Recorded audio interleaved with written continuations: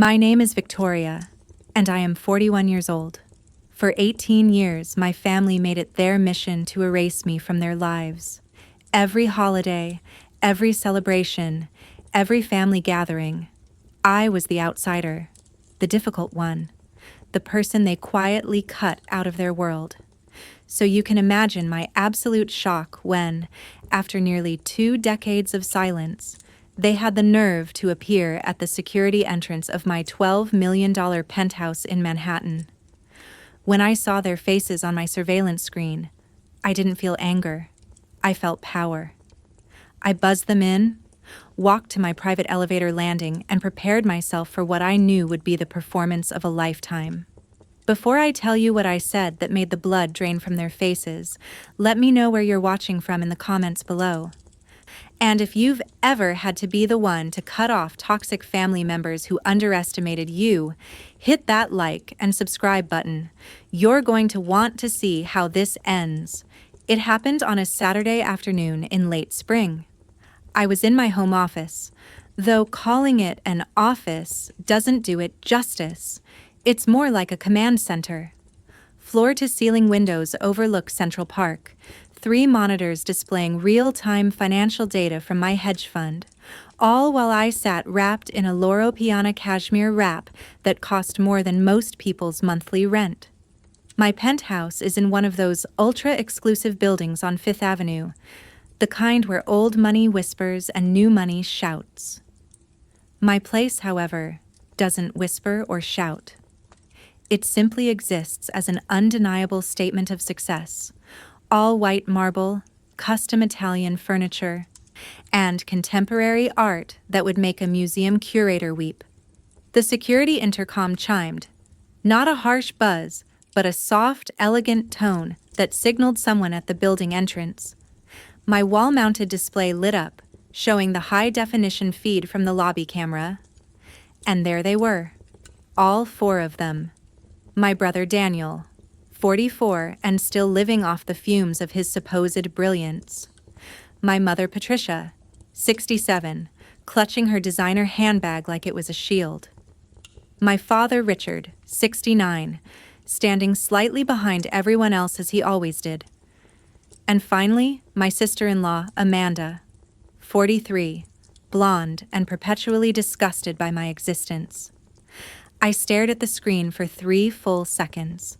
I hadn't seen them in person in over 4 years. I hadn't been invited to a single family event in 18 years.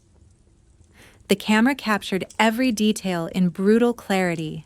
They hadn't arrived in a new Tesla or luxury vehicle. They'd come in a 6-year-old Lexus SUV with a dent in the rear bumper. Daniel's suit, which he was probably wearing to look impressive, was wrinkled and ill-fitting. Amanda was hiding behind oversized sunglasses, but even through the screen I could see the tension in her jaw. My mother wore her good coat, the one she saved for important occasions, on a random Saturday. They didn't look like family coming for a pleasant visit. They looked desperate. I took one slow, deliberate breath. I smoothed the front of my cashmere wrap. I felt no anxiety, no fear. Only a crystalline clarity. I walked out of my office, my footsteps silent on the heated marble floors.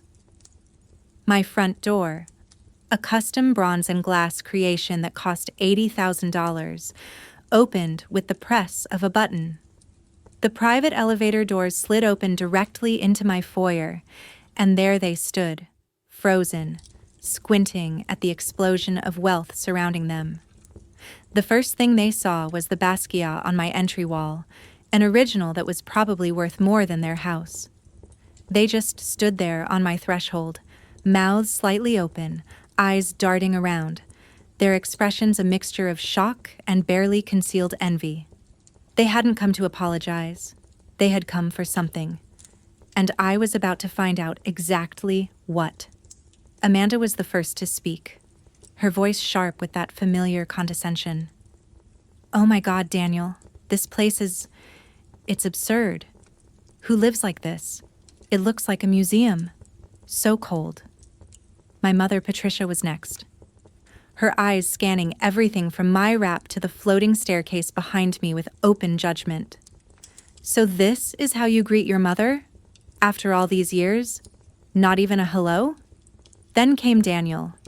He was already sweating, wiping his forehead with the back of his hand, trying to reclaim the authority he'd always wielded in their house. "Victoria, we need to come in right now.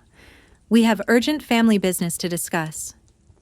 He took a step forward, expecting me to move aside the way I always used to. I didn't move an inch. I placed one hand against the doorframe, blocking his path. I looked at each of them, one by one. My voice was calm, cold as the marble beneath my feet. "I think there's been a mistake. This is a private residence, and I don't recall inviting any of you." My father, Richard, finally spoke, his voice as weak as I remembered. "Victoria, don't be like this. We're family." I let out a short, dry laugh. It held no humor. "Family. That's an interesting choice of words, Dad. When was the last time I heard that word from any of you?" "Oh, I remember. It was Thanksgiving 2006. I was 23, standing at your door with homemade dinner rolls I'd baked from scratch." I locked eyes with my mother. "You told me not to come in. You said space was limited. You said Amanda, his new fiancée at the time, felt uncomfortable around me. You said I made her uncomfortable with my corporate ambition. You said I didn't fit the family dynamic anymore." The memory was crystal clear. Patricia's face went rigid. She knew it was true. Amanda looked outraged that I would dare bring it up. After 18 years of being uninvited to every Christmas, every wedding, every birthday party, they were now standing in my foyer demanding entry. Daniel, however, had no patience for memory lane. His desperation finally cracked his thin veneer of control. He let out a frustrated growl and shoved past my arm, pushing me back a step. The whole group, my mother, my father, his wife, surged past me, invading my home like it was theirs to claim. Daniel stumbled into the center of the foyer, his eyes wild. He turned, face red and splotchy, and pointed a shaking finger at me. "Because you took it. You took all of it, Victoria. You stole my inheritance." And just like that, the 4 people who had erased me from their lives for 18 years were inside my home, accusing me of being a thief. They had no idea what they'd just started. I led them from the foyer into the main living area. Or perhaps it's more accurate to say they followed their own desperation, spilling into the space like an oil stain on white silk. The room is minimalist, a custom sectional, designer chairs, but the centerpiece is the wall of glass that frames Central Park like a living painting. They looked horribly out of place. They were chaos and need in my world of order and control. Amanda, predictably, was the first to react with disdain. She walked over to a sculpture, a piece by Kahinda Wiley I'd acquired at auction, and actually reached out to touch it, leaving a fingerprint on the polished surface. "Hideous," she announced, as if she were a qualified critic. "She wasted our money on this garbage." I crossed my arms. I refused to let them sit. I refused to offer them anything. I would give them nothing. "Your money, Amanda? That's a bold claim. Last I checked, you were still running a failed lifestyle blog from your spare bedroom. Or did that influencer deal you were always talking about finally come through?" Her face flushed red. She had no comeback. I support my husband. He's a pillar of the community, the Chen Family Investment Group. At the mention of his company, Daniel just collapsed. He didn't sit. He fell backward onto my Eames lounge chair, a piece of furniture he clearly didn't recognize or respect. He put his head in his hands, his expensive suit bunching around his shoulders. "It's over, Amanda. Just shut up. It's all gone." My mother, Patricia, rushed to his side, bypassing me completely as if I were furniture. She put her hands on his shoulders, rubbing them, glaring at me over his head. "It's not over, baby. Don't worry. Mama's here. We're going to make her give it back. I kept my voice perfectly level. Make me give what back, Mother? His failed career? The word failed hung in the air. Daniel flinched. Patricia's glare turned murderous. Before she could speak, my father Richard stepped forward. He'd been silent this whole time, just a shadow trailing their rage. His hands trembled as he reached into his jacket pocket and pulled out a crumpled envelope. I didn't want this, Victoria, he said, voice shaking. You have to know that, but you've left us no choice. He held up the letter like a shield. You know how much your grandfather loved Daniel. He was his first grandson. He wanted him to carry on the legacy. I almost laughed. The sound died in my throat. Loved him. Dad, let's be honest, just this once. Grandfather thought Daniel was a self-important fool who was good at exactly two things, wearing expensive suits and spending money he hadn't earned. But please, continue. My mother lunged forward, her voice a screech. Richard, are you going to let her talk to you like that? The disrespect. How dare you, Victoria? Grandfather adored Daniel.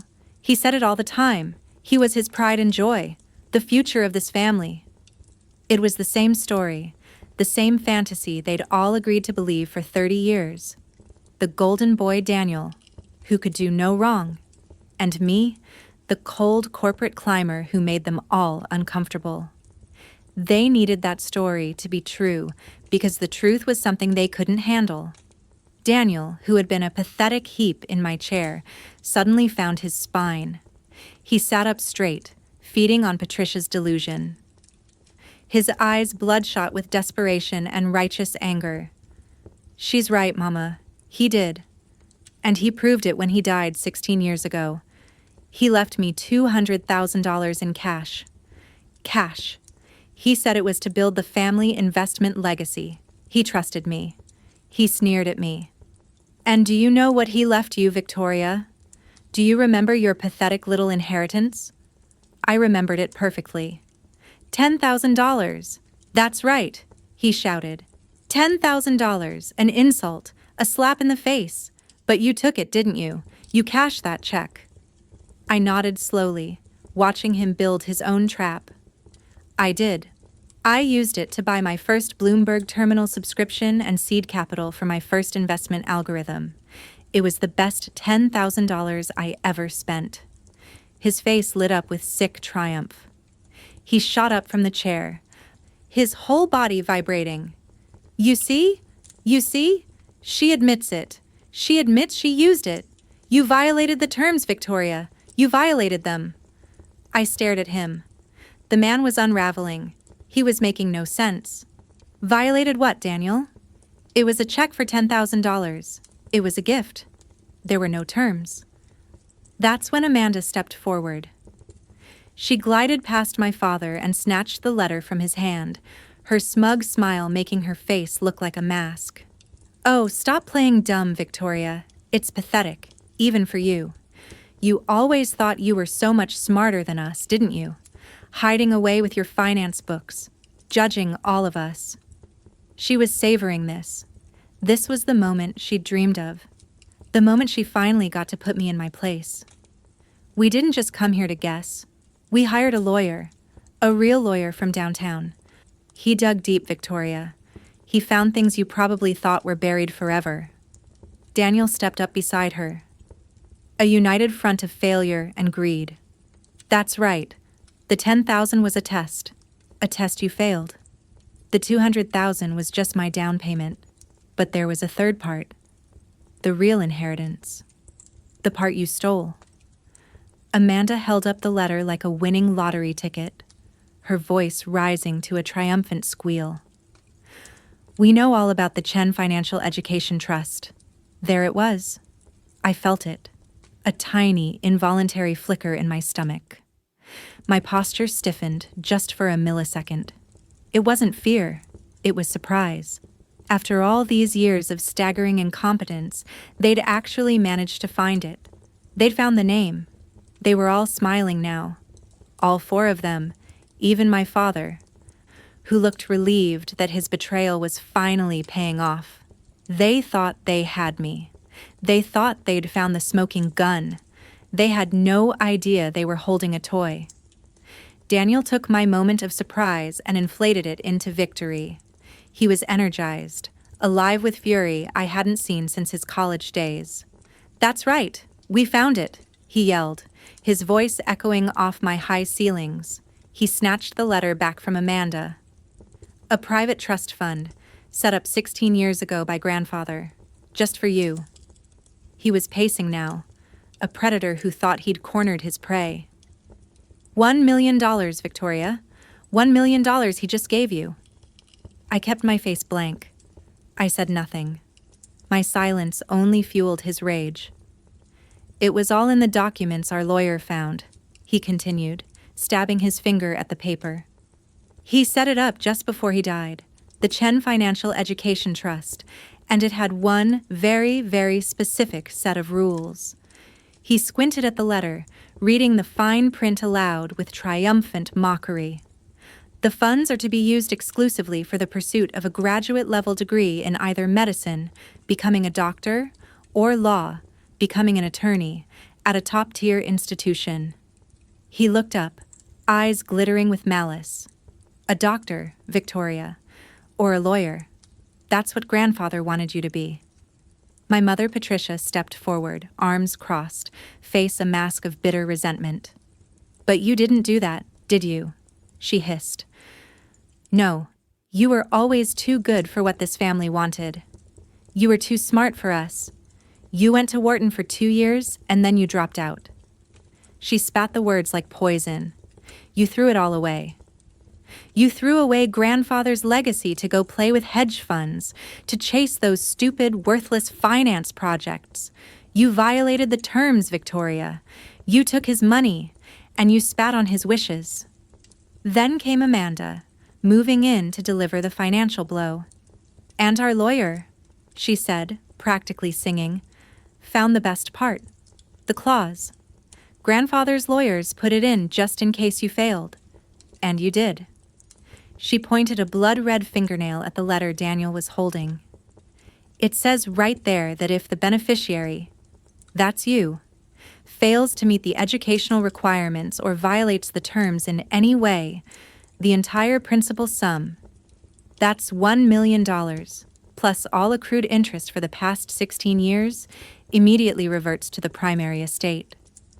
She paused, letting the words hang. A public execution. "And who is the sole inheritor of the primary estate, Victoria? Who did grandfather leave everything else to?" Daniel was vibrating. "Me!" Patricia rushed forward, eyes blazing. "That money wasn't for you to build this tower," she shrieked, waving her hand at my home. "That money was for this family. My son needs that money. He needs it to save his company. He helps people. He manages wealth for families. What do? You sit up here and look down on us. You stole $1 million from your own brother." They were all staring at me, a 4-person jury that had already delivered its guilty verdict. They thought they had me. They thought I was trapped. The logic in their small, greedy minds was perfect. I took the money. I didn't follow the rules. The money plus interest was now theirs. And where was that money? Amanda's greedy eyes scanned the room. She looked past the sculpture, past the furniture, to the panoramic windows and the city beyond. Her lips peeled back into a smile of pure, venomous greed. "It's this penthouse," she whispered, realization dawning. Then louder, more confident. "It's all of this entire place. You used that stolen money to build everything you have, and now it belongs to us." Their demand hung in the air, thick and toxic.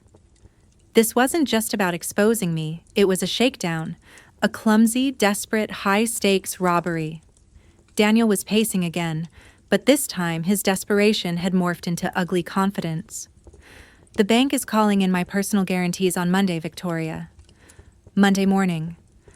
I need $15 million. Cash. Now." He waved his hand around dismissively. This. This box is worth at least 20 million in this market. So here's what's going to happen. He wasn't asking. He was telling. You're going to call your lawyer right now. You're going to sign this penthouse over to me. Transfer the deed. We'll sell it. I'll pay off my debts and take the rest. We'll call it even. We'll call it you finally paying back what you stole from this family. Stole, I repeated. The word tasted like ash. My father, Richard, stepped forward, putting on his familiar, useless peacemaker face. Just do it, Victoria, please, for the family. Your brother is desperate. Just sign the paper. It's only a penthouse. Family is what matters. Only a penthouse, I echoed quietly.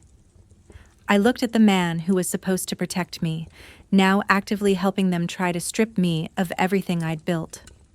I said nothing else. I just watched them. I let the silence stretch out, filling the massive room. In their world, silence meant weakness. Silence meant guilt. They couldn't stand it. Finally, Amanda, bursting with cheap victory, let out a sharp, ugly laugh. Look at her, Daniel. She has nothing to say. She's trapped. She took a step closer, eyes filled with spite she'd been holding back for 18 years. Cat got your tongue, Victoria? No way to lie your way out of this one, is there? You know you stole it. I looked at her, really looked at her fading highlights, her desperate need to be part of their toxic dynamic, her pathetic attempt to claim a victory that wasn't hers. I turned my gaze slowly, from her face to my mother's hateful glare, to my father's weak shame, and finally to Daniel's terrified, entitled rage. I let the silence hold for one beat longer, and then I spoke. My voice was soft as the cashmere I was wearing. Would any of you like something to drink? Water? I have sparkling or flat. They stared at me, confused. This wasn't the reaction they expected. What? Daniel barked. What did you say? I smiled. A tiny, cold smile that didn't reach my eyes. I'm just being a good host. You are my guests, after all. Or perhaps you'd rather skip the water and get straight to the truth about grandfather's will? Amanda rolled her eyes. We know the truth, you idiot. We just told you. No, I said, voice still light, but now with an edge as sharp as surgical steel. You told me what a third-rate lawyer found in a document he didn't understand. You've been waving that paper around like a weapon, but you never stopped to ask yourselves if it was real. I looked directly at my father. You should have told them, Dad. His face went white. You see, I said to all of them, I know for a fact what grandfather's will says, because I was there when he wrote it. And the document you're holding? I laughed. That's not it. You've been threatening me with a fake. A fake. The word landed like a bomb. My father's face went from white to gray. He knew it was true. My mother, however, exploded. You're lying, she shrieked. How dare you? You're a liar. Grandfather always said he wanted you to be a doctor. He told everyone. He was so proud you got into Wharton. He wanted you to have a respectable career. I shook my head, a deep sadness washing over me. No, Mother, that's not the truth. That's the story you wanted to be true. That's the lie you told yourself for 18 years. You couldn't stand that I was different from Daniel. You hated that I wasn't like him. A memory dissolved the scene in front of me. For a second, I was 21 again, sitting in my dorm room at Wharton, surrounded by textbooks, not on corporate law or medicine, but on quantitative finance and algorithmic trading. I was on the phone with her. Finance? Her voice crackled with disappointment. Victoria, what even is that? It sounds like gambling. Your brother Daniel is already managing investment accounts for major clients. That's a future. That's tangible. Why can't you just be more like your brother? Why do you always have to be so difficult? I snapped back to the present. You hated what you didn't understand, I said. You needed me to be a failure because my success made you feel stupid. Especially you. I glanced at Daniel. Another memory pushed forward. The last Thanksgiving I was ever invited to, 2006. I was 23. Grandfather was still alive, sitting at the head of the table. He was a quiet man, sharp and observant in his late 70s. He didn't miss anything. Daniel, then 26 and bursting with arrogance, was holding court. Investment management, he said, puffing out his chest, wearing a suit too expensive for him. That's what's real. That's the legacy.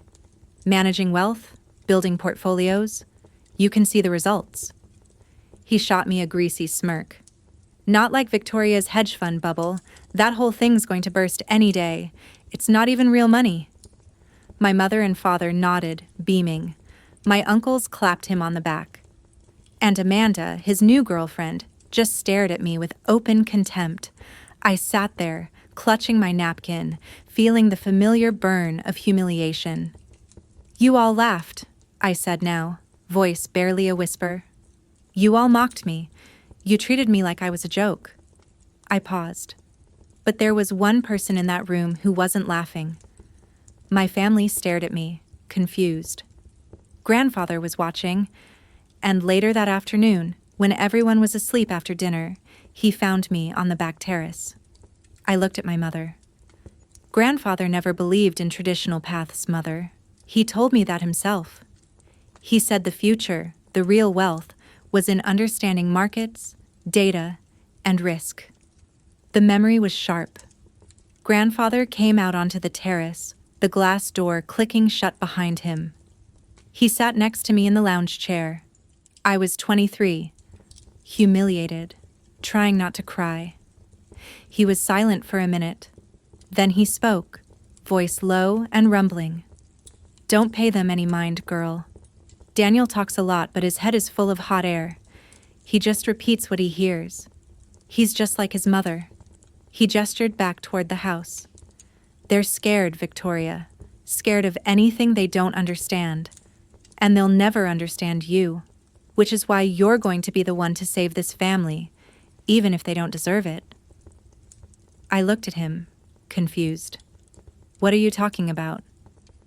I'm setting up a fund for you, he said, leaning in, for your education. A real one. My heart sank. Grandfather, please. I don't want to be a doctor. I don't want to be a lawyer. It's not who I am. Mother is already furious I'm not in med school. He looked surprised. Then he started to laugh.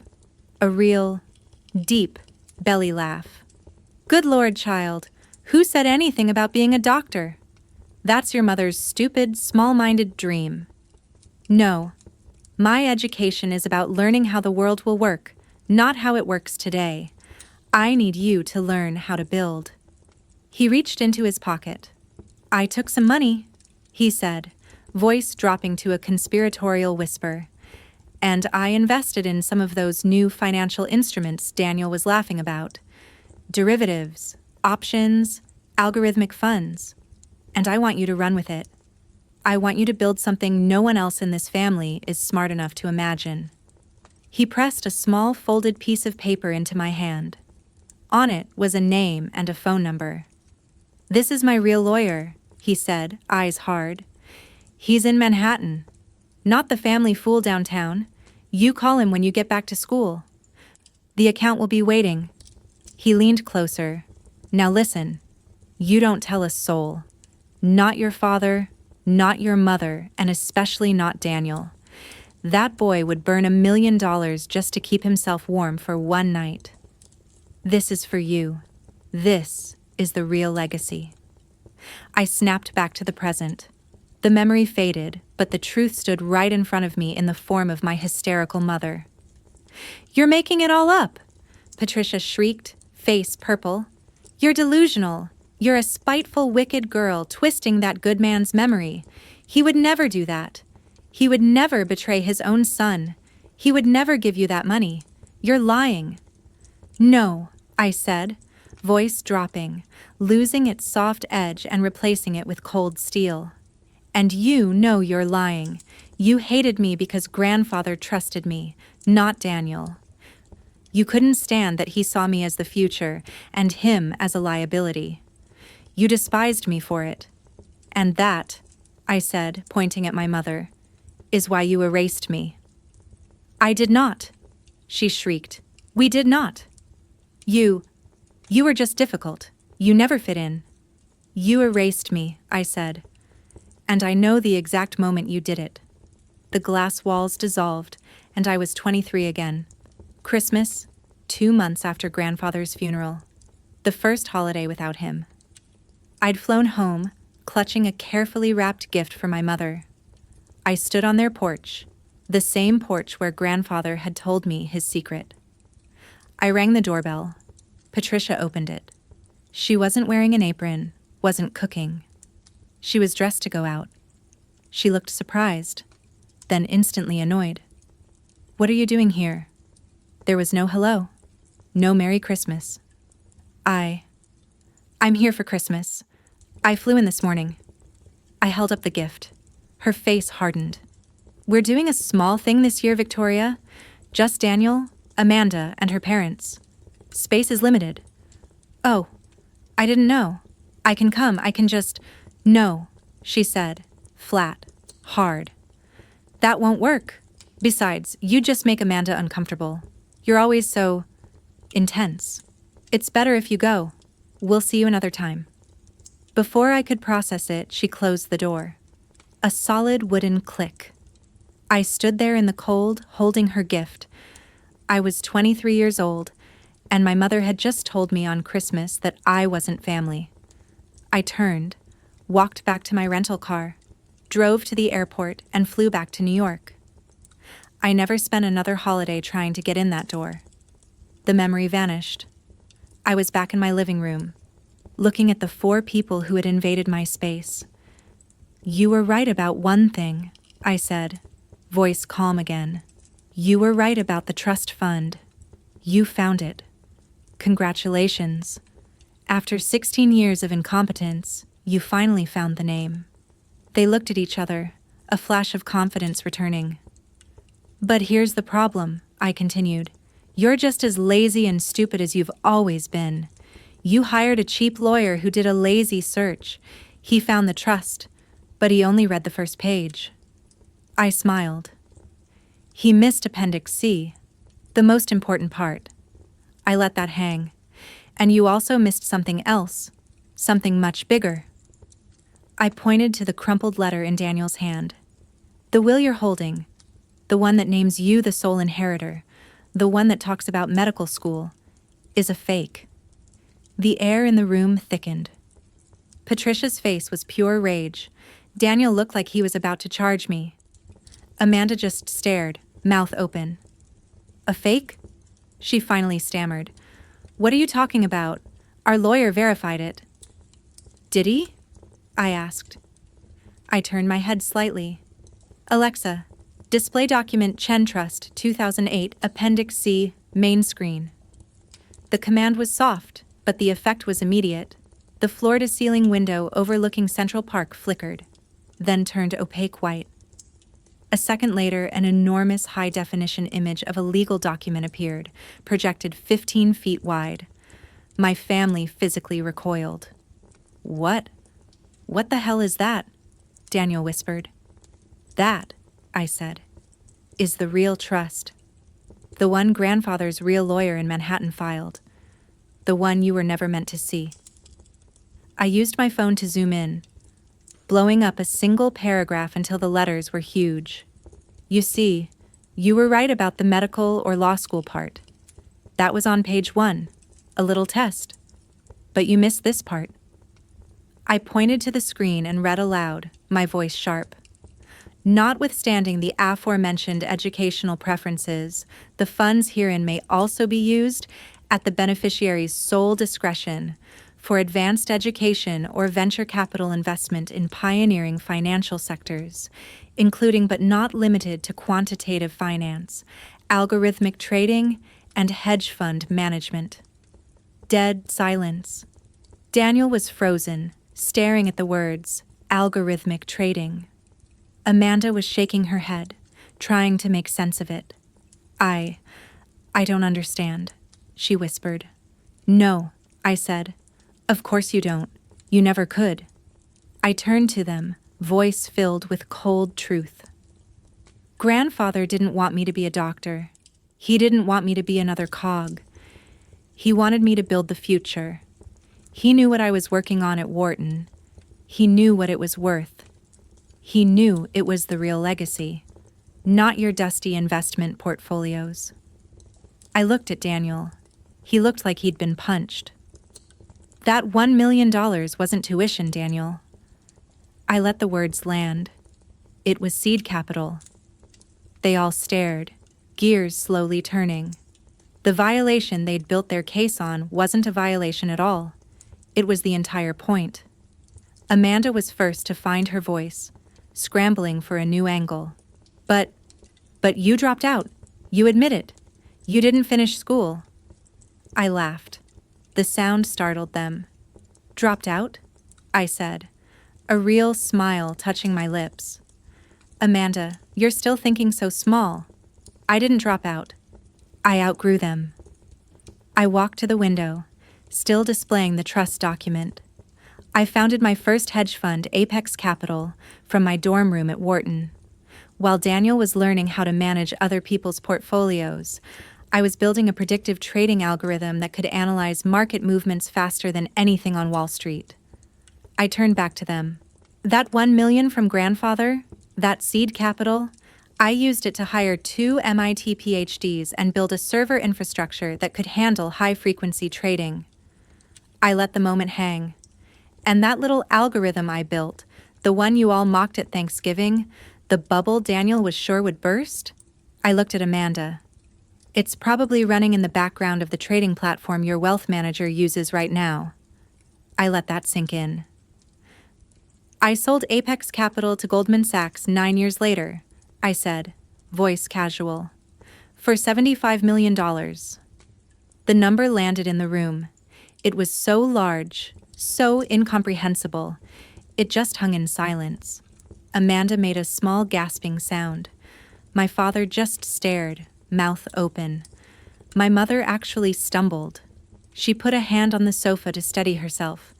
$75 million, Daniel whispered. I laughed again.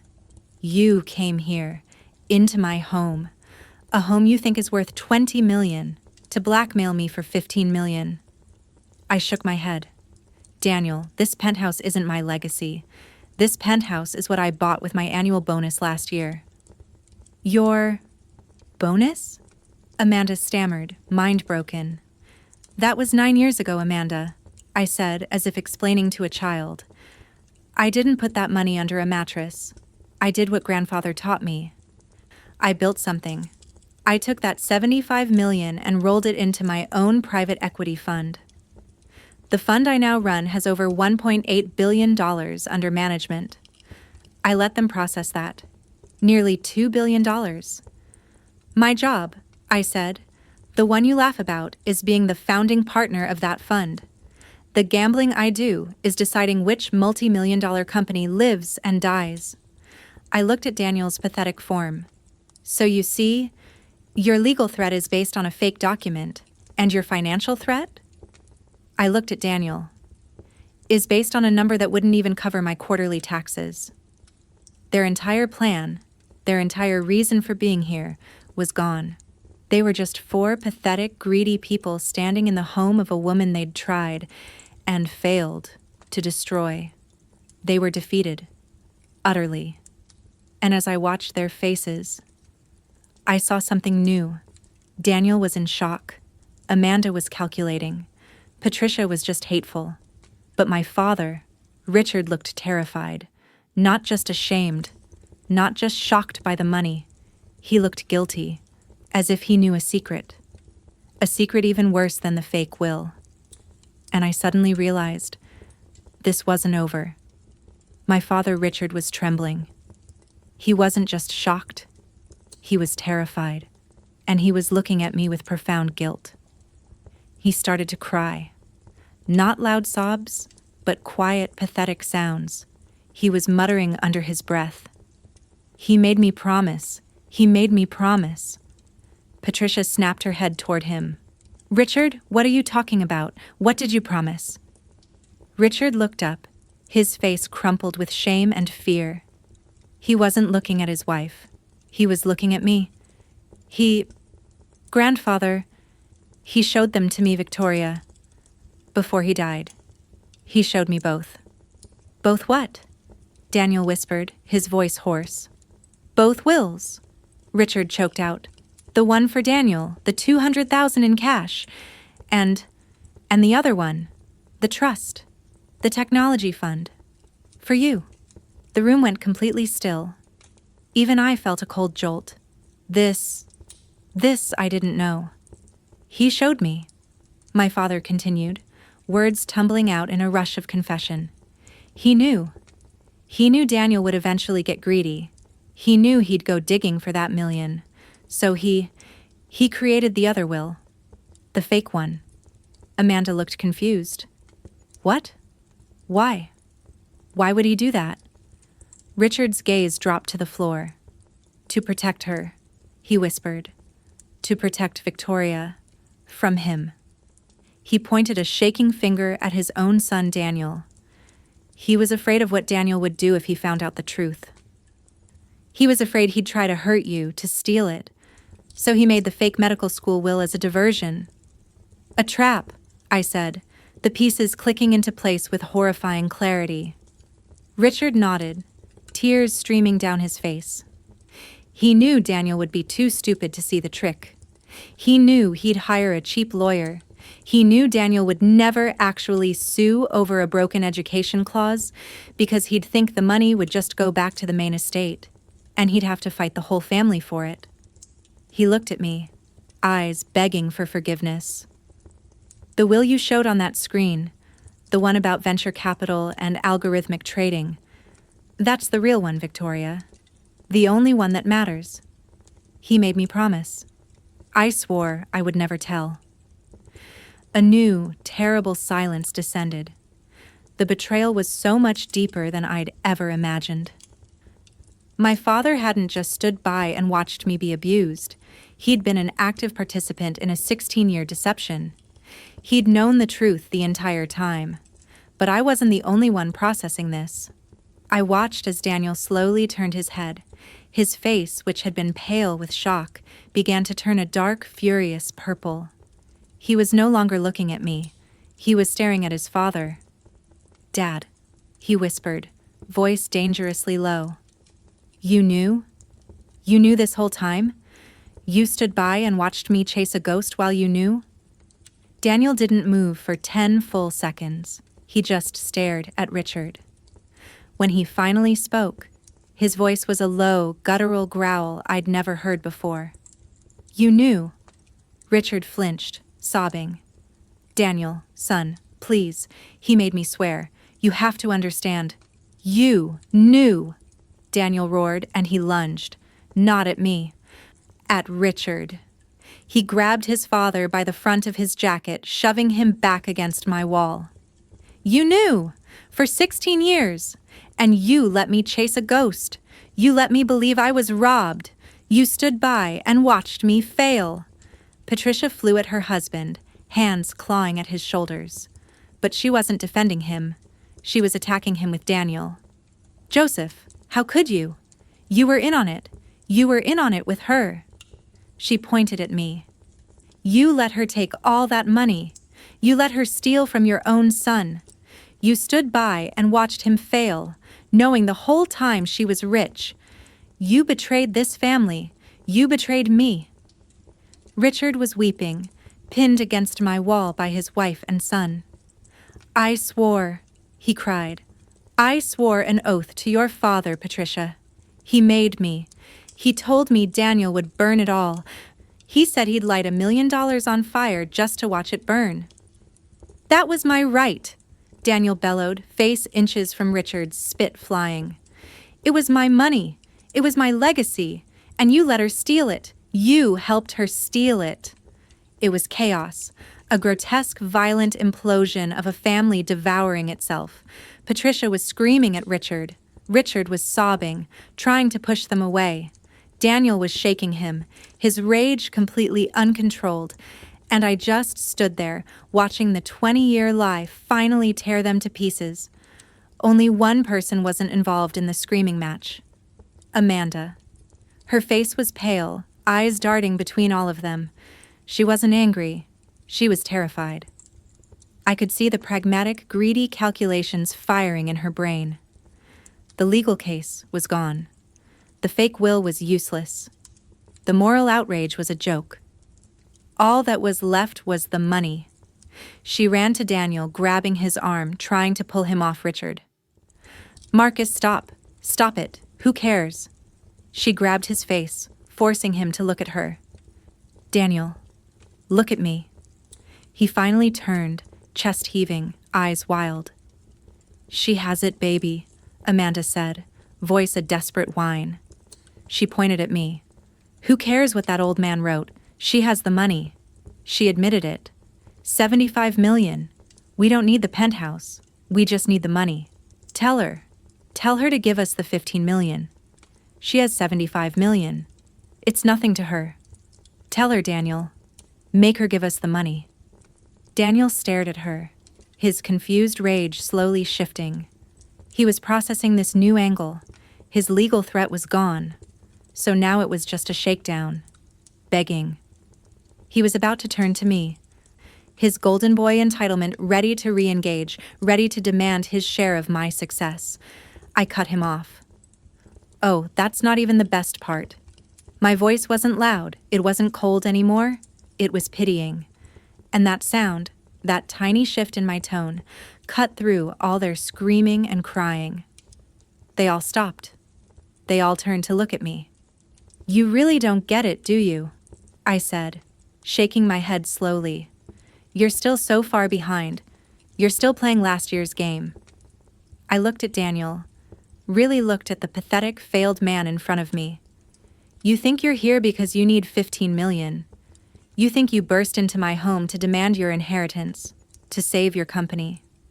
I let out a small, sad sigh. "Daniel, you're not just bankrupt. You're not just a failure. You're a catastrophe. And you don't even understand why you're here. You don't even understand what's actually happened to you." The room was a wreck of human emotion. Richard was still sobbing against the wall. Patricia was staring at him with pure murderous betrayal. And Daniel was just hollowed out. The rage gone, replaced by the empty, vacant stare of a man who'd just learned his entire life was based on a lie. Amanda was the only one still scrambling, her mind visibly trying to find a new angle, a new way to get the money. She was about to open her mouth, probably to beg. I didn't give her the chance. "Alexa," I said, my voice cutting through the sniffling and heavy breathing. "Clear screen, display project Hudson Yards. Capital Partners Executive Dashboard." The legal document vanished. It was replaced by something else entirely, something vibrant, complex, and alive. It was a three-dimensional interactive map of Lower Manhattan.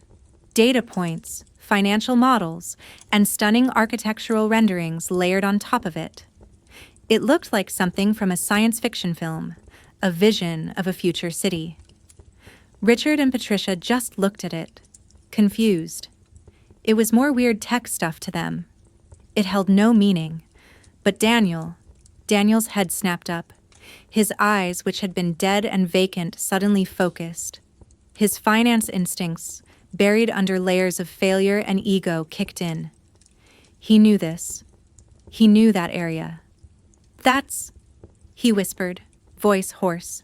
He stood up, walking closer to the glass wall as if drawn by a magnet. He pointed a shaking finger. "That's Hudson Yards. That's..." "What is this?" "Hudson Yards Capital Partners?" He looked at me, eyes wide with new dawning horror. "What is this, Victoria?" "That," I said, voice calm, "is my job." Amanda let out a frustrated sigh. "Your job? We don't care about your stupid job, Victoria. We're talking about you giving. You should listen, I said, cutting her off. And for the first time, I let the full, cold authority of my position enter my voice. You should be very, very quiet. Because my job is the entire reason you're here. You just don't know it yet. I walked up to the map, using my phone to manipulate the data on the giant screen. You see, Daniel, you were right about one thing all those years ago. Investment management is important. Building portfolios, managing wealth. You just had no vision. You thought managing mid-level accounts and chasing quarterly returns was finance. I think bigger. I gestured to the screen, to the massive glowing project map. My fund, the one I built from grandfather's seed money, we don't just invest in stocks. We invest in ecosystems. This, I said, is the Hudson Yards Capital Partners Development Initiative. It's a $12 billion private equity real estate and infrastructure fund. I let that number land. $12 billion. I saw Amanda's hands fly to her mouth. Her mind, which had been so quick to calculate the value of my penthouse, was now sputtering, unable to process the number. Daniel just looked sick.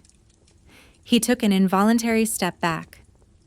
We're redeveloping a 40-block stretch of Lower Manhattan, I continued, voice the calm, steady tone of a CEO addressing a board. We're turning it into the single largest mixed-use financial and residential hub in New York City. We're not just building offices, we're building innovation centers, luxury residential towers, new infrastructure, and truly market-rate housing. I looked at Patricia. We're building a legacy, Mother. Something real, not a fantasy built on other people's money and bad decisions. I turned back to the screen. My title is Chief Investment Officer and Head of Strategic Acquisitions.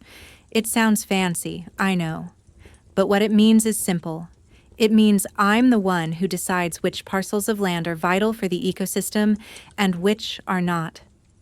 I zoomed in on the map, 3D models of new buildings rising from old blocks.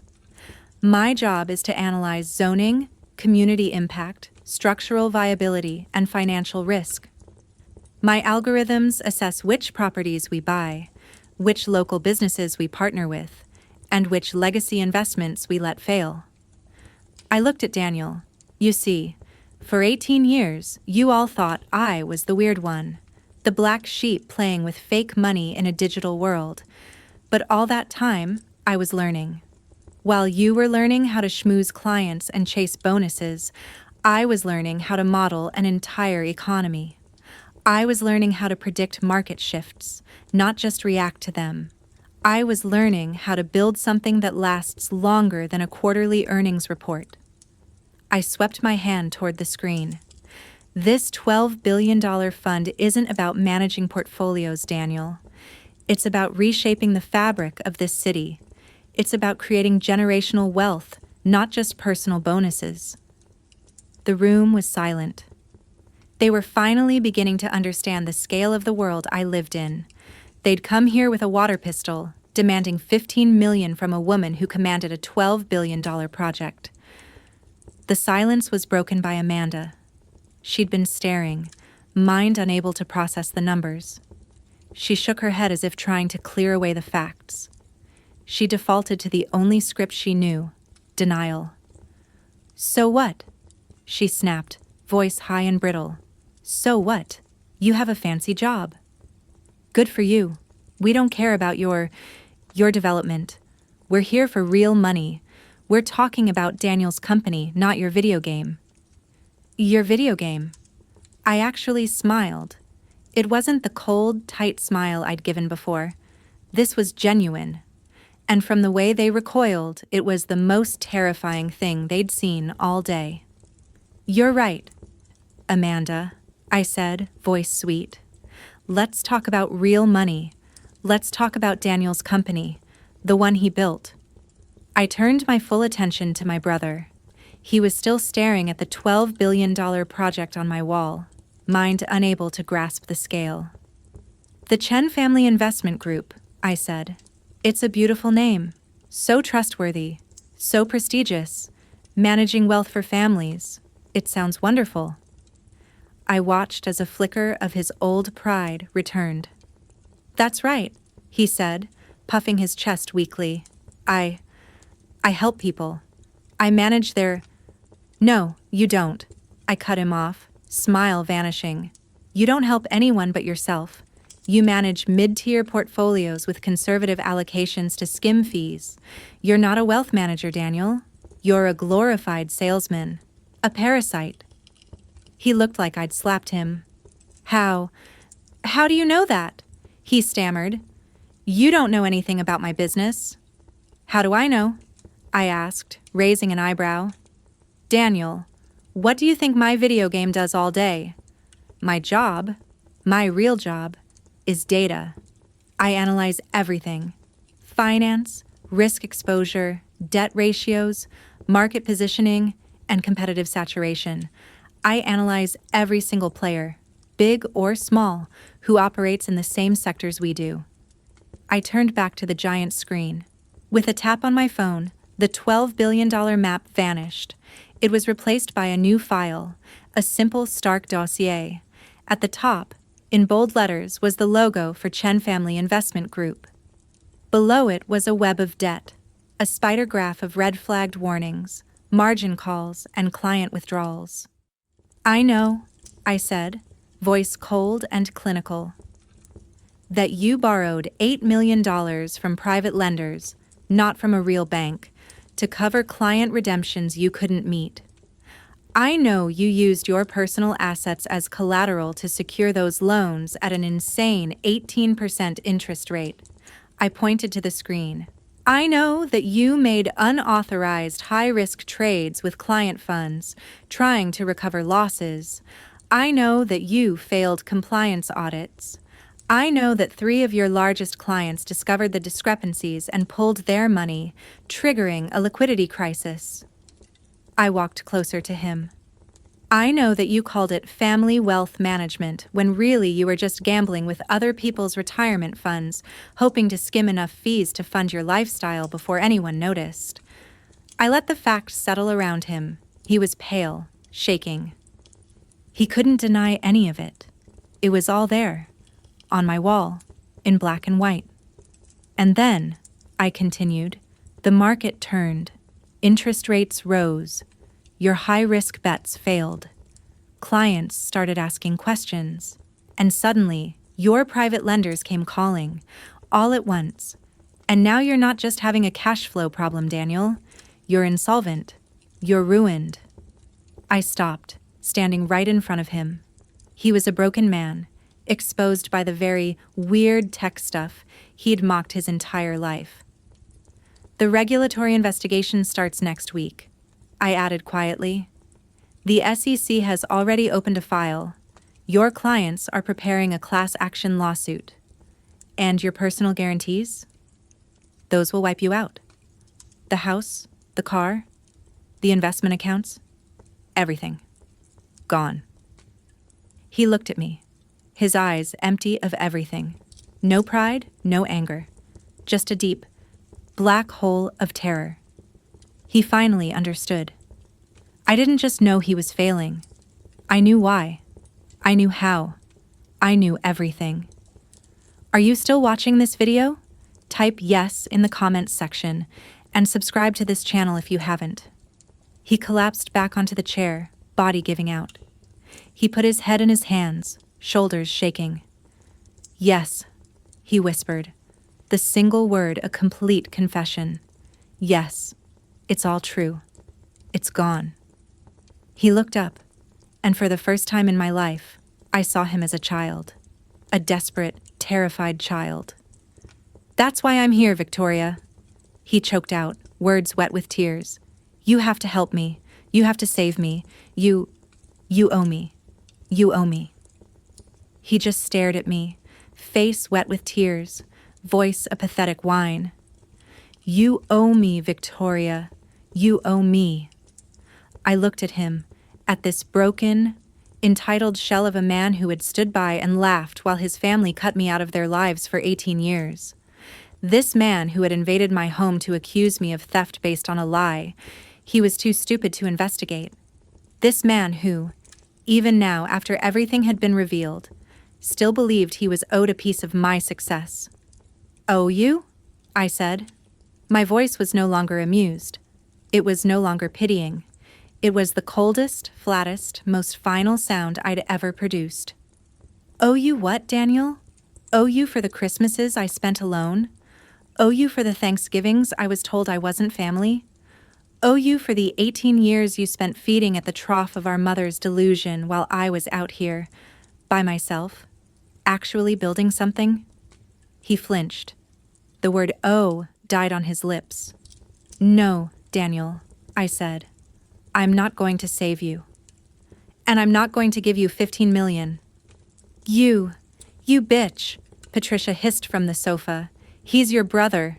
He's blood."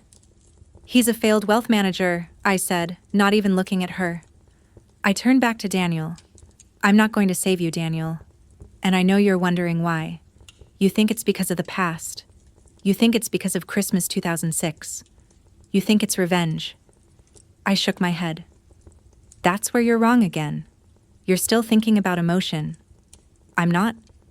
I'm thinking about data." I walked closer. "I'm not saving you, Daniel, because you're a bad investment. You're a liability. You're overleveraged. You have a proven track record of failure, fraud, and regulatory violations. You have no viable path to profitability. My fund doesn't invest in bad data. And you, brother, are the worst data I've ever seen." But you have to," he stammered, mind unable to accept this. "The business, the clients, it's still worth something. Someone will buy it. The regulators will just—" "Yes," I said, "someone will buy it. The SEC will liquidate your client accounts, and your lenders will seize your personal assets to recover their losses. And that brings us to the final piece of this puzzle. The real reason you're here today." I turned back to the wall. "Alexa," I commanded, "close file. Return to Hudson Yards Capital Partners dashboard. Display tactical acquisition map Sector 7. Isolate parcel 482C." The screen flickered. The $12 billion 3D map of Manhattan returned, but this time it zoomed in. It pushed deep into one specific neighborhood, the financial district. It highlighted the massive, multi-billion-dollar footprint of my fund's development, block after block of land, all shaded blue, all owned by my fund. And then, right in the middle of it all, like a single rotten tooth in an otherwise perfect smile, was one small, angry red square. Daniel's eyes locked onto it.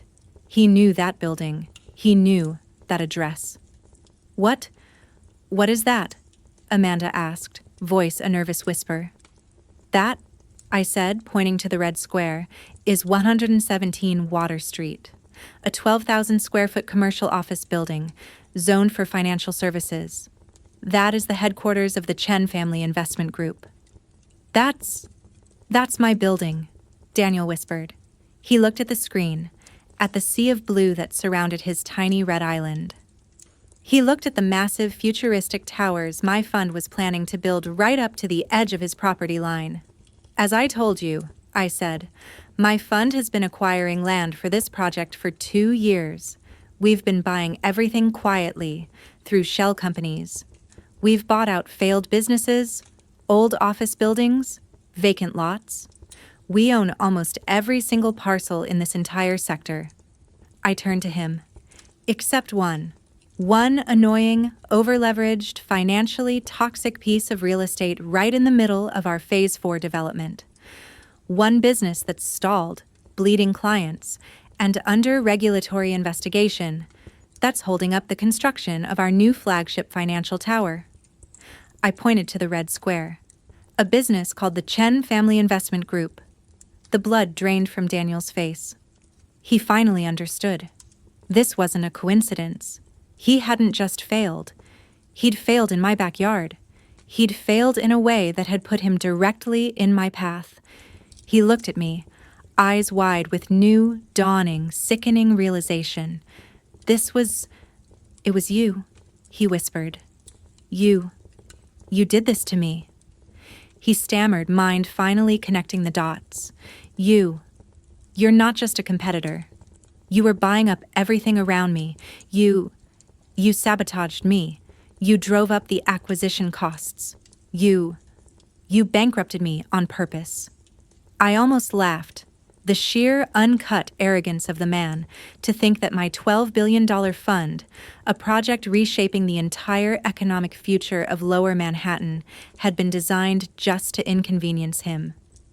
Don't flatter yourself, Daniel, I said, voice cutting him down. A fly can't sabotage an elephant. You're not a rival. You're a rounding error, a data anomaly. You were a bad manager who made bad decisions. You were going to fail no matter what. You just happened to fail in a location that, unfortunately for you, has become strategically important to me. So what now? Daniel choked out. You're just going to let me go bankrupt? Of course, I said.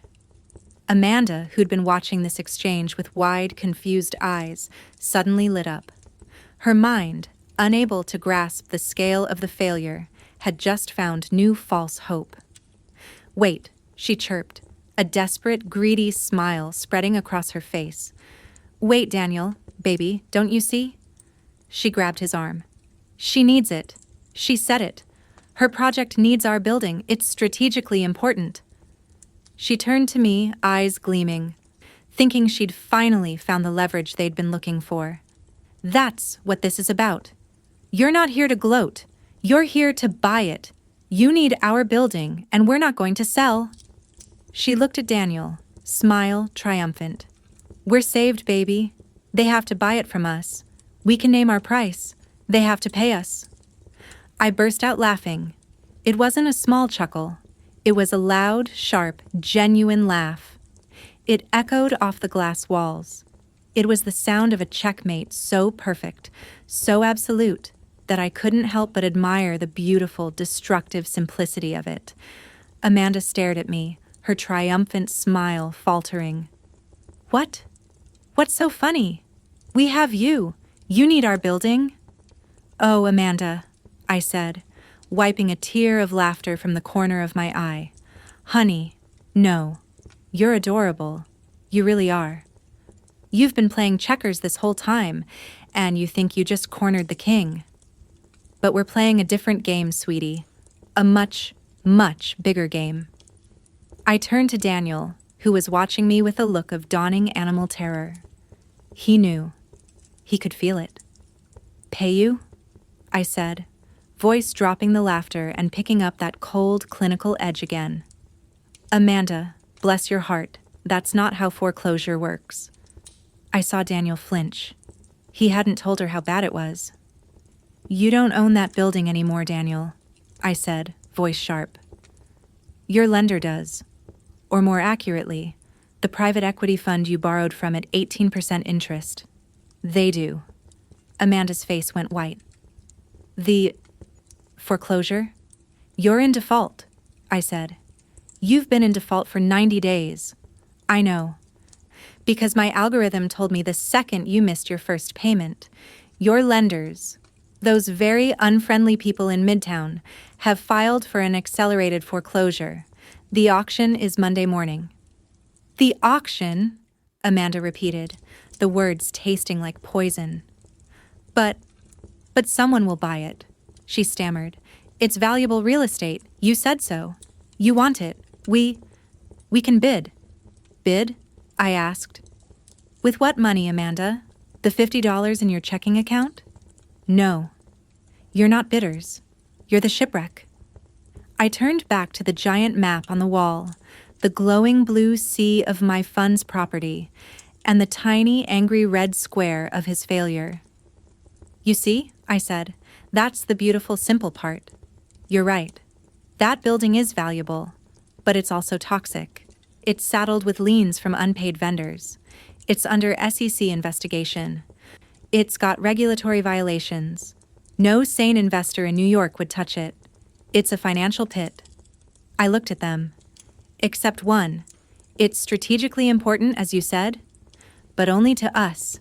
It's landlocked by our development. It's a hole in our project. It's useless to anyone else on the planet. I let that settle. So who do you think is going to show up to that foreclosure auction on Monday morning at 9 a.m.? Daniel was shaking his head, whispering, "No, no, no." "Just one bidder," I said, voice soft. "My fund. And we're not going to name your price. We're not going to negotiate. We're going to bid the exact precise amount of the outstanding debt. Not one penny more. The bank gets its money back and we get the building. Clean." I walked over to Daniel, who was leaning on the chair, legs trembling, unable to support him. "And you," I said, looking down at him, "you get nothing. Absolutely nothing. You won't see a single dollar. You won't even get your legal fees back. You'll be bankrupt, personally. The guarantees you signed will wipe you out. The apartment you live in, the Lexus you drove here, it'll all be gone by Tuesday." He just slid down.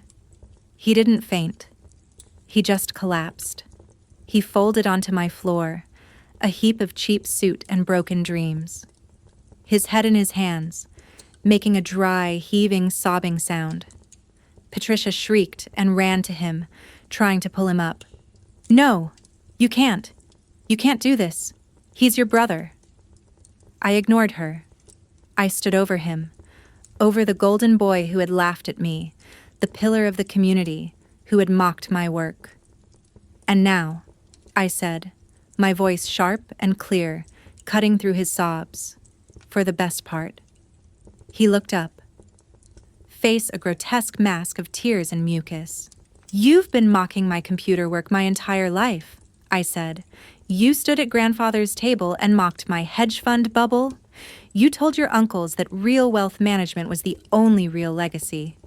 You laughed at my algorithms and my fake assets." I pointed to the floor where he was kneeling. "You're a wealth manager, Daniel, so here's the real part for you. On Monday afternoon, after my fund acquires your toxic, failed business for pennies on the dollar, my name will be on the demolition order." He just stared at me, eyes dead. I said, "am personally going to sign the paper that turns your real legacy into a pile of rubble. I'm going to watch the bulldozers tear down your cheap office and your fake prestige. I'm going to erase your entire pathetic, greedy mistake from the face of the earth." I leaned closer. "And then," I said, voice filled with passion and power he'd never heard, "on that exact spot, on the grave of your failed investment group, my fund is going to build the Chen Grandfather Financial Innovation Center. It will be a 50,000 square foot facility with free financial literacy programs, coding classes, and investment education for every underprivileged kid in this city. We're going to build a real future, a real legacy." I looked down at the wreckage of my brother. "I'm going to build my legacy directly on top of the ruins of your greed." It was over. I had won. He hadn't just lost his company. He hadn't just lost his money.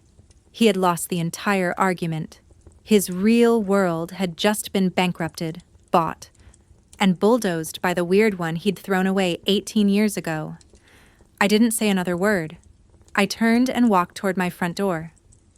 My footsteps echoed in the silence. I heard them scrambling to their feet behind me, the sound of Amanda's heels clicking frantically, the sound of Richard weeping openly, the sound of Patricia dragging Daniel, who seemed catatonic. I reached the massive bronze and glass door.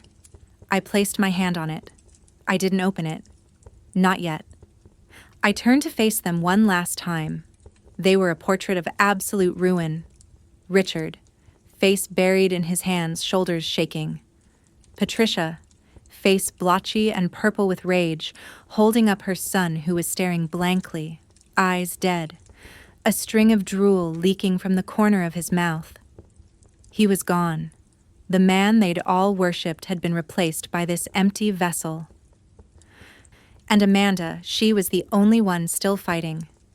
Her eyes were wild with panic. She grabbed Daniel's arm, shaking him. "Daniel, say something," she pleaded, voice high-pitched and desperate. "Marcus, don't just stand there. You can't let her do this. You can't let her win. Say something." Daniel slowly turned his head. He looked at his wife. His eyes were not just dead. They were empty. When he finally spoke, his voice was dry, rasping, a ghost voice. "Say what, Amanda?" he whispered. "What is there left to say?" He looked at me, a flicker of something, awareness in his dead eyes, a final, dark, bitter understanding. "Should I thank her?" he whispered, lips barely moving. "Should I thank her for not having us arrested? Should I thank her for not reporting me to the SEC herself? What do you want me to say?" Amanda's face crumpled. That was it. The last bit of fight had just died. There was no new angle. There was no hope. It was over. I looked at all of them, the liars, the cowards, the thieves, the family that had thrown me away. "Now," I said, my voice calm and final, "please leave." I pulled the door open. The cool evening air of Manhattan swept into the foyer, smelling of rain and distant traffic. As the door opened, the automated exterior lights flashed on, bright, white architectural LEDs, strategically placed to uplight the building. They hit my family like a harsh, unblinking spotlight, illuminating every crack, every failure, every line of desperation on their faces. And there, parked at the curb, looking small and pathetic against the backdrop of Fifth Avenue, was the symbol of their entire collapsed world, the 6-year-old Lexus SUV. The harsh light was merciless. It exposed the dented bumper, the fading paint, the cracked headlight cover. This was the chariot of their arrogance, now revealed as nothing more than a depreciating, poorly maintained liability. They stood frozen in my doorway, blinking in the sudden light. Richard was openly weeping, face buried in his hands, a man completely broken by his own cowardice. Patricia was vibrating with silent, impotent rage, hands balled into fists, knuckles white. She was staring at me, and the look in her eyes wasn't sadness. It was pure, sulfuric hatred. I had proven her entire life's philosophy, her worship of her son, her dismissal of me, to be a catastrophic failure. She would never forgive me, not for the money, but for being right. Amanda was looking at Daniel, but not with love or pity. She was looking at him with disgust. Her sharp, calculating mind was finished. The man she'd married was gone, a bankrupt, empty, catatonic shell. I could see the precise moment she decided to cut her losses. Her face was pale, her mind already planning her exit strategy. And Daniel, the golden boy, he was just a void. He wasn't crying. He wasn't angry. He was just staring, blank. The arrogant, loud, cruel brother I'd known was gone. He'd been erased. I looked at them, the 4 people who had defined my pain for 2 decades. I gave them one last tiny, cold smile.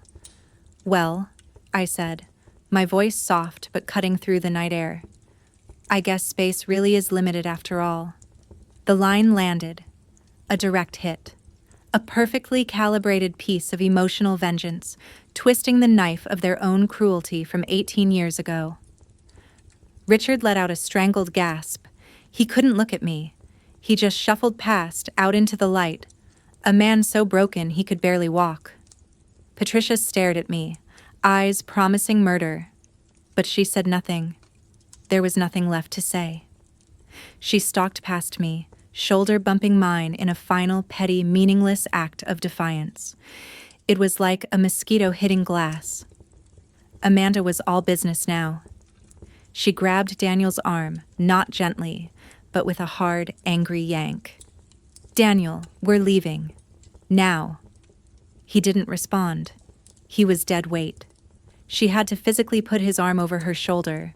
She had to half drag, half carry his limp body out of my home. It was pathetic, humiliating. She struggled with him down the steps, his shoes scraping on the stone, I stood in the doorway, hand on the door, and I watched them. I watched Richard get into the passenger seat and slam the door.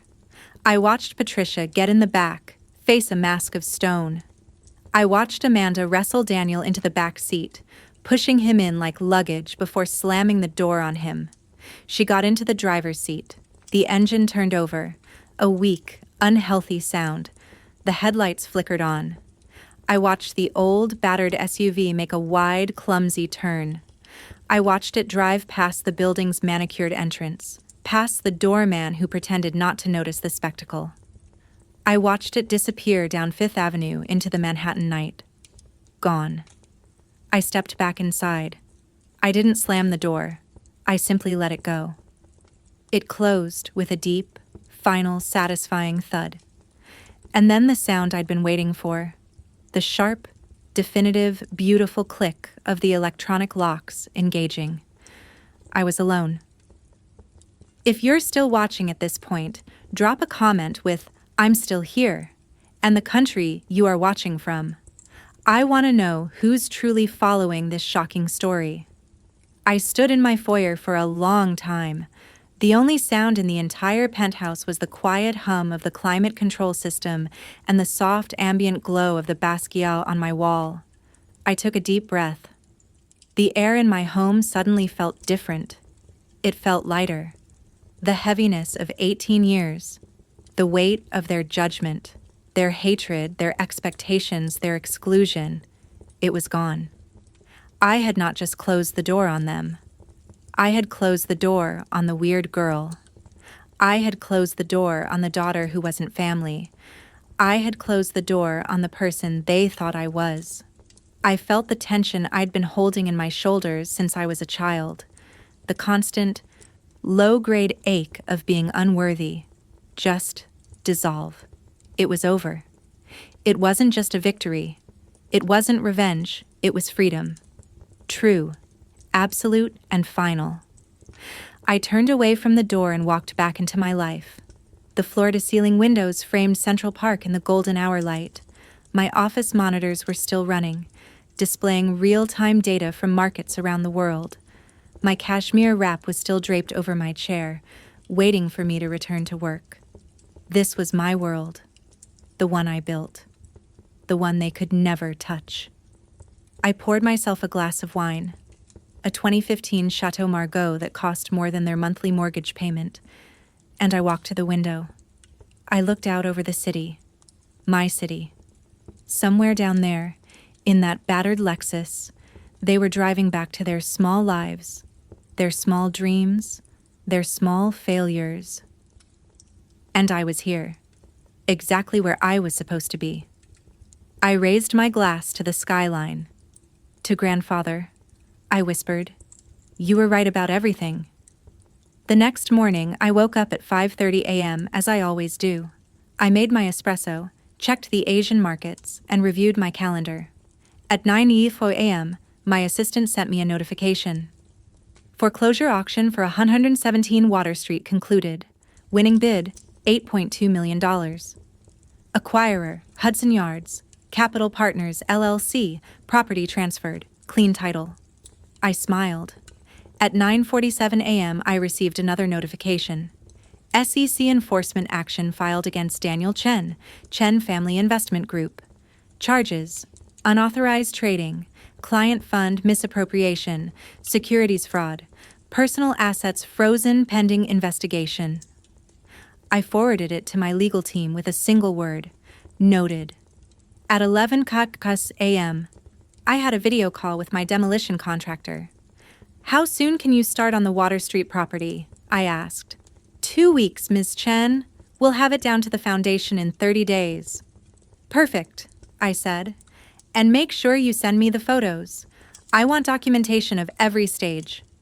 He looked confused, but nodded. Of course. I didn't tell him why I wanted the photos. I didn't tell him that I was going to have one of them framed, a massive print of the demolition, and hang it in my office as a reminder. A reminder that the weird girl won. A reminder that the people who underestimate you will always be the ones standing in the rubble of their own arrogance. A reminder that the best revenge isn't confrontation. It's building a life so successful, so far beyond their comprehension, that their toxicity simply evaporates in the face of your reality. If you're still watching at this point, drop a comment with, "I'm still here."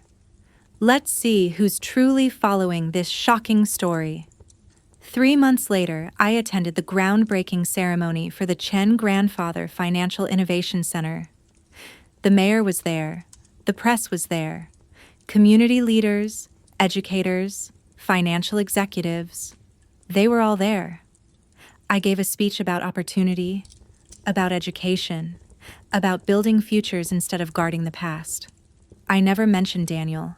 I never mentioned my family, but I made sure the plaque at the entrance read, "In honor of Chen Wei Liang, who believed that true wealth is built not on what you inherit, but on what you create."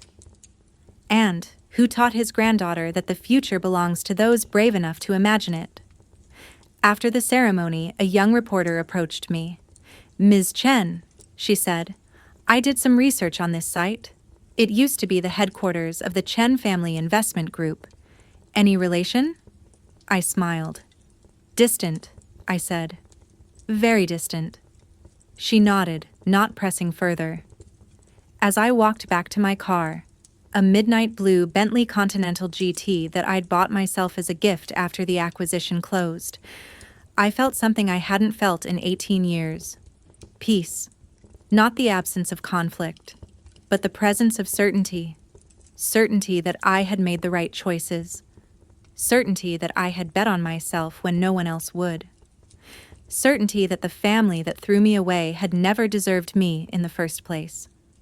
I got in my car, and as I drove back uptown, I passed that old street in Brooklyn where my parents still lived. I didn't stop. I didn't slow down. I didn't even look. They were a chapter in my story. An important one, maybe. A painful one, definitely. But a closed one. And I was writing new chapters now. Better ones. Ones where I was the hero, not the outcast. Ones where I didn't need their approval because I had something far more valuable. My own. Today, 5 years after that Saturday afternoon, my fund manages over $3 billion. The Hudson Yards project is nearly complete. 42 stories of gleaming glass and steel, reshaping the Manhattan skyline. The Chen Grandfather Financial Innovation Center serves over 2,000 students a year, teaching them coding, financial literacy, and algorithmic trading. I've been featured in Forbes, Fortune, and Bloomberg. I've spoken at Davos. I've advised senators on financial regulation. And my family? I have no idea where they are. I don't check. I don't ask. I don't care. They are ghosts to me now. Memories of a version of myself I no longer recognize. The scared girl who stood on a porch at Christmas, unwanted and unloved. She doesn't exist anymore. She was demolished, just like Daniel's building. And in her place stands a woman who learned the most important lesson of all. Your value is never determined by the family that rejects you, their jealousy, their limitations, their small-mindedness. Those are their problems, not yours. The most powerful response to exclusion isn't confrontation, it's construction. Build something so magnificent, so undeniable, so far beyond their comprehension that their toxicity can't even reach you. And when they finally come crawling back, desperate, broken, demanding what they think they're owed, you smile, and you close the door. Not with anger, not with bitterness, but with the quiet, absolute certainty that you are exactly where you belong, and they are exactly where they deserve to be. Did you like my story? And which city are you listening from? Let me know in the comments section. If you like the story, you can support me by liking this video and subscribing to my channel so I can keep bringing more stories like this. Thank you so much for your sweet support. I'm looking forward to your comments and thoughts about this story. On the screen, you can see 2 new interesting stories that I highly recommend. There's so much more on my channel too. Don't forget to subscribe. See you in the next story.